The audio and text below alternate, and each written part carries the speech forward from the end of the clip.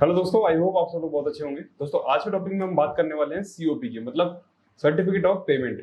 जब भी दोस्तों हमें कोई बिल सबमिट करना होता है तो हमें पूरा सर्टिफिकेशन देना होता है कि किस चीज का बिल है, इसमें कितना डिडक्शन किया गया है और ये कौन से आरए बिल का है, कौन से एब्स्ट्रैक्ट शीट का है, मतलब कि जो ये बेस अमाउंट है ये कहाँ से आया है। तो चलिए दोस्तों, बिना वक्त को जाया किए हुए हम अपनी वीडियो को स्टार्ट करते हैं और समझते हैं कि जो हमारा सर्टिफिकेट ऑफ पेमेंट है इसको किस तरीके से बनाया जाता है।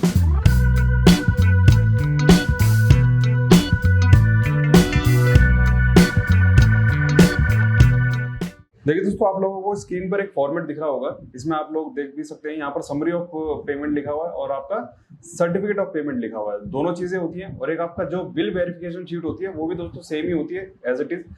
अब इसमें दोस्तों होता क्या है कि ये तीनों चीजें सिमिलर है, मतलब हमको सिर्फ हम जो बिल वहां पर सबमिट कर रहे हैं तो उसका जो बेस अमाउंट है और जो हमने जीएसटी वगैरह लगाया और जितने भी डिडक्शन किए वो सारी चीज हमें इस सर्टिफिकेट में या फिर पेमेंट शीट में दिखानी होगी कि हमने क्या क्या पे वहां पर एड ऑन किया है और क्या क्या पे वहां पर डिडक्शन किया है।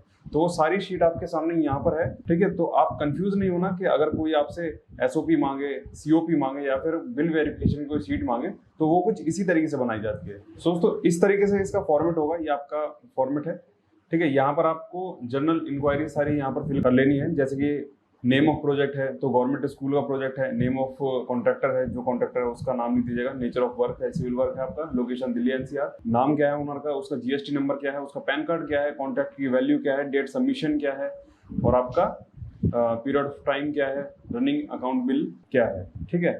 तो यहाँ पर आप लोगों को दिख जाएगा। इस पूरे फॉर्मेट में आप लोग यहाँ पर देख सकते हैं। सबसे पहले यहाँ पर सीरियल नंबर आ जाएगा, डिस्क्रिप्शन आ जाएगा, amount up to last bill, जो आपने लास्ट बिल सबमिट किया है या फिर आप पहला ही बिल सबमिट कर रहे हैं। अगर आप पहला बिल सबमिट कर रहे हैं तो यहाँ पर आप लोग कुछ नहीं लिखेंगे, 00 लिख देंगे या फिर हम स्टार लगा देंगे।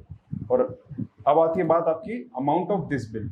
आप जो बिल सबमिट कर रहे हैं उस बिल का यहाँ पर अमाउंट आ जाएगा और अगर कोई रिमार्क है, कुछ लिखना है आपको, तो वो चीज आप यहाँ पर लिख सकते हैं। तो सबसे पहले आता है दोस्तों वर्क डन। वर्क डन आपका कितना हुआ है, जैसे हम पहला बिल सबमिट कर रहे हैं या फिर मैं दूसरा बिल सबमिट कर रहा हूँ। जो पहला बिल था हमारा 8 लाख रुपए का था, तो मैं यहाँ पर 8 लाख लिख देता हूँ।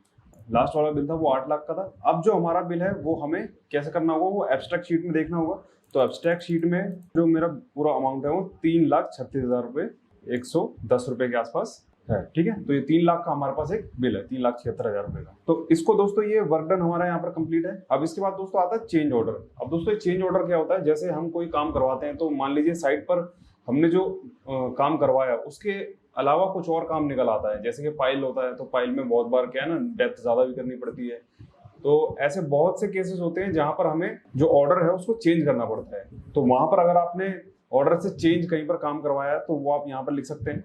जैसे मान लीजिए यहाँ पर हमने 70,000 रुपये का अलग से काम करवाया है, तो हम इसको 70,000 रुपये यहाँ पर लिख देंगे, ठीक है। यहाँ पर हमने 70,000 रुपये का अलग से काम कराया। अब एक्स्ट्रा आइटम बहुत बार हमारी साइट पर हो जाते हैं, तो एक्स्ट्रा आइटम का हम जोड़ लेते हैं, 2,000 रुपये हमारे एक्स्ट्रा आइटम के यहाँ और हो गए हैं। अब इसमें भी हम क्या करेंगे, रेट का साइन लगा देंगे। अब दोस्तों बहुत से लोग पूछते हैं कि रेट का साइन कहाँ से आया, तो आप यहाँ पर जनरल में जाकर, या आपका जो डॉलर का साइन दिख रहा होगा इसमें मोर अकाउंट में जाकर इसमें सिंबल्स में आप जाएंगे तो यहाँ पर आपको रुपीज का यहाँ पर आपको साइन मिल जाएगा। देखिए बहुत सारे साइन आ रहे हैं, तो हम इंग्लिश को डन कर देते हैं।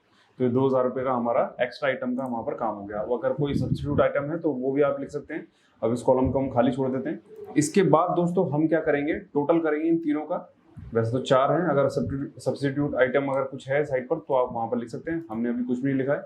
तो ये जो हमारा बिल आया ये हमारा 4,35,000 रुपये का आपका बिल आया, 4,35,110 रुपये का, ठीक है। ये इतना बिल बन गया। अब इसके ऊपर दोस्तों हमें जीएसटी भी लगानी है, तो जीएसटी हमारी दोनों तरफ लगेगी, मतलब 9% लगेगी। तो 9% जीएसटी लगाने के लिए हम क्या करेंगे, ये जो हमारा 4,35,000 रुपये है इसको इंटू कर देंगे 0.09 से, ठीक। तो ये हमारा हो गया 29,000 के आसपास का, ये 9% यहाँ पर हो गया।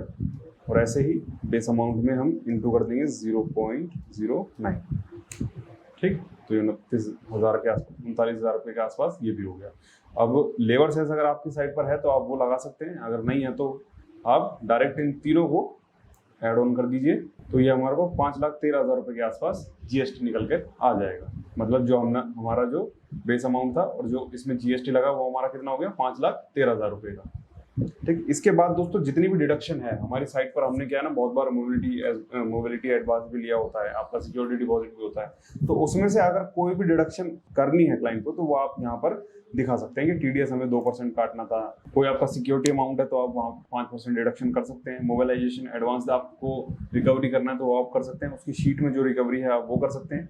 फिर आपका स्टील सीमेंट, आपका क्रेन का जो फाउंडेशन का जितना भी आपका पैसा था आप उसको रिकवर कर सकते हैं। तो यहाँ पर आप टोटल डिडक्शन यहाँ पर ऐड ऑन कर सकते हैं। जैसे यहाँ पर अभी कोई डिडक्शन नहीं है तो हम इसको डिडक्शन नहीं करते हैं, बस यहाँ पर टीडीएस 2% हम काट लेते हैं।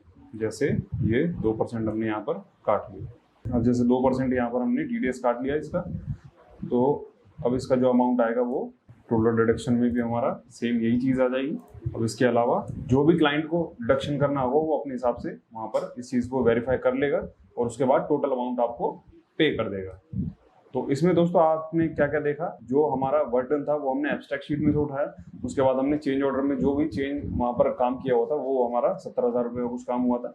इसके बाद दोस्तों हमारा 2,000 रुपये का यहाँ पर हमने एक्स्ट्रा आइटम में कुछ भी काम करवा दिया था वहाँ पर साइट पर, सब्स्टिट्यूट आइटम में कुछ भी नहीं था।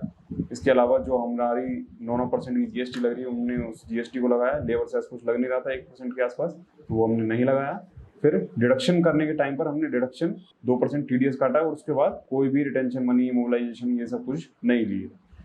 तो ये जो टोटल डिडक्शन आया हमारा 10,000 रुपये का आया। इसके अलावा क्लाइंट की तरफ से अगर कोई भी डिडक्शन होता है तो वो इस शीट में मेंशन कर देते हैं। तो हमारी तरफ से दोस्तों ये सर्टिफिकेट ऑफ पेमेंट यहाँ पर कंप्लीट हो जाता है। तो जो हमारा बेस अमाउंट था वो हमारा 5,13,000 रुपये के आसपास यहाँ पर आपके पास आपको दिख रहा होगा।